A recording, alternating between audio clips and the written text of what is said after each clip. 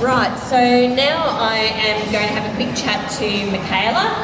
Mikaela is the third of the cubees. This is our third year in the ClearThinking Cube, and so there's three of us this year trying to raise awareness and money for youth mental health.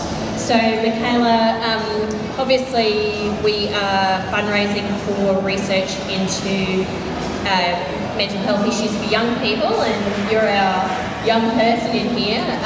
What motivated you to be part of the CUBE event? I heard about it because Kerry came to one of my youth voice meetings, and when she told me the idea, I immediately thought it was a really good idea. It's all about making the invisible visible. And then I asked Kerry, because you're raising awareness for youth mental health, why not have a young person? And then I put up my hand and didn't look back. That's fantastic. We came in here about 25 and a half hours ago, so we don't get out until 5 o'clock tomorrow. Have you learned anything so far from being in here?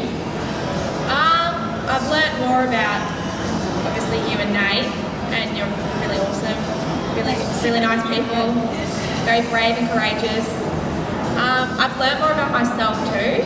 I'm actually really enjoying this. I knew coming into this it'd be a challenge because we're living in a clear cube where people walking by can see what we're doing at all hours. So that was always going to be challenging for me, but I've learned a lot about myself.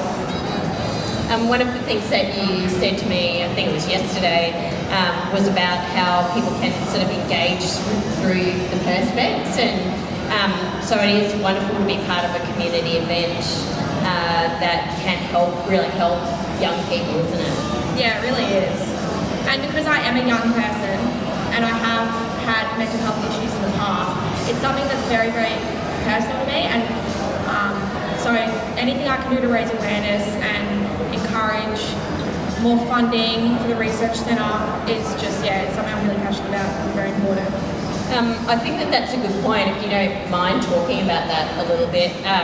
It really helps, I think, young people and probably parents of young people to understand how difficult it is perhaps to ask for help. And so, when you were experiencing those problems, sort of how were you feeling, and was it really difficult to reach out? I was feeling I was quite depressed. Didn't want to go to school, didn't want to hang out with my friends, didn't really want to do anything, didn't have much motivation in life. And I did what most people I think do, is I pretend that I'm okay. So I would go to school with the happy face on. I would go, when I did go out and see friends, I would pretend I was fine, and because it's just so difficult to because you don't know who to turn to almost at times. And it is really difficult to take that first step and say, I need help. Something like, I don't think something's right here. And it is difficult to choose which person you take that to, because there is still so much stigma in society. I think also, like, your friends usually know you as a confident person and you're used to talking to them, and it just strikes me as such an amazing thing that you can have so many friends and they would want to be able to help you, and yet you still feel like you can't talk to them. I don't even know what that's all about. When you look back now, do you think, like I would have done that differently, or? Yeah, I definitely would have told them that I don't think I'm struggling here, because support of friends and family is absolutely critical when you're going through a tough time and when you're really struggling, especially if you have a mental health issue. Just that support is really important. So definitely, if I could rewind the clock, I would tell someone. I wouldn't tell them as soon as I realised too, because the longer you leave it, the more you allow the symptoms to manifest, and the more it can become out of control, and you just think, if it's like depression, you sink further down the hole. So in your experience, was it your GP that helped you, or you approached a... I went and saw just a random GP, and she referred me on to KIMS, which is the Child and Youth Mental Health Service, which is a really good service for young people aged 0 to 18 years. So I got a lot of help from that. Sadly, not very many people access KIMS services, so I think part of what the point you were making before is that we need to reduce the stigma associated with youth mental health, and that's part of what we're doing in the ClearThinking Cube. So please donate $2 as part of our raffle, or check us out at clearthinking.com.au. But there is still a bit of a stigma associated with youth mental health. I think also part of the reason why perhaps people don't speak up is that it feels wrong to sort of say that you don't feel right or you can't get out of bed, but you yourself don't really understand sort of why you're feeling like that either.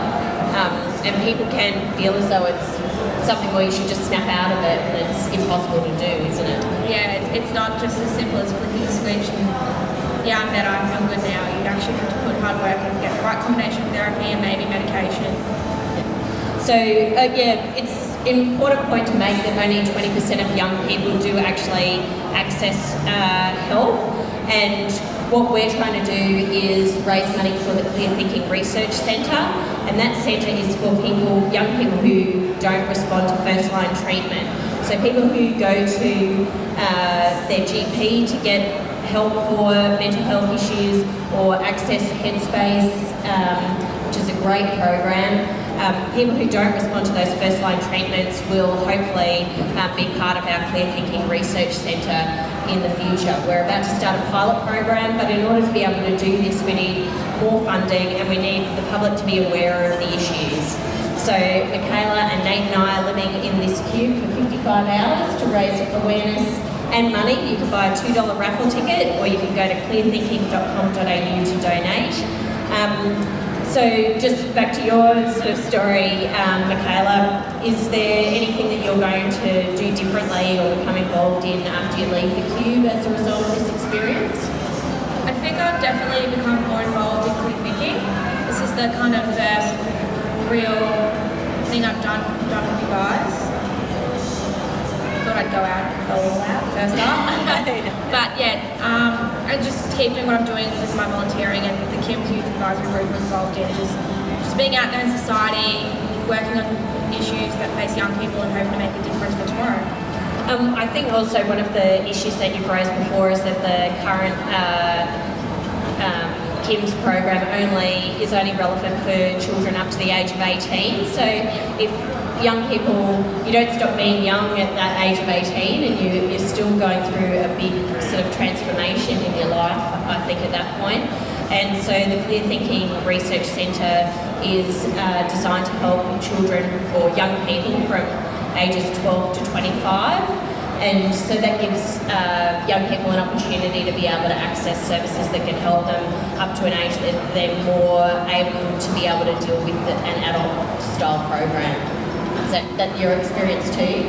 Yeah, I think it's definitely really important for the 18 to 25 age gap, because even though you're 18, you're still a young person, and the transition from school, once you leave school, you lose the support from teachers and guidance officers, school nurses, school counsellors, so you're kind of left out in the dark a little bit. And probably your whole school group of friends, people don't always stay together after school either. Yeah, that's exactly right. So that age group, and 18 is still maturing, going through adolescence, going into late teens, so you still need that support, and it's unfortunate the way the system works now is that age group's been left out, especially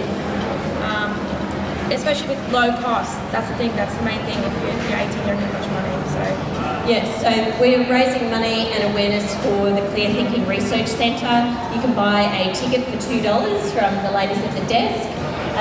There's about 11 different prizes you can win, and at the same time you can go onto clearthinking.com.au to donate or to find out more information about what we're doing. We're blogging on there. There's also resources for young people who are perhaps needing help with mental health issues. So go on to clearthinking.com.au, but also sign up and like our Facebook page, which is ClearThinking, all one word, and you'll find out more information about what we're trying to achieve for the ClearThinking Research Centre. Before we go, Mikaela, is there anything else that you wanted to share with everyone as a result of this experience? Definitely please buy a raffle ticket, please support Clear Thinking and support what we're doing here at the Cube. And chuck us a like on Facebook, and also on the Clear Thinking website, Louise has been blogging. So you should We're all check going it to out. blog. We're going to sort out Mikaela's blogging Yeah. problems and get a blog up there. But yeah, just buying a raffle ticket.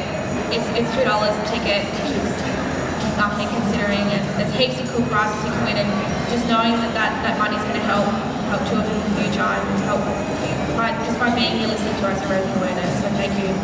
So thanks Mikaela very much for being here. For everyone walking past, please buy a raffle ticket for $2 or log on to clearthinking.com.au and find out more about research into youth mental health.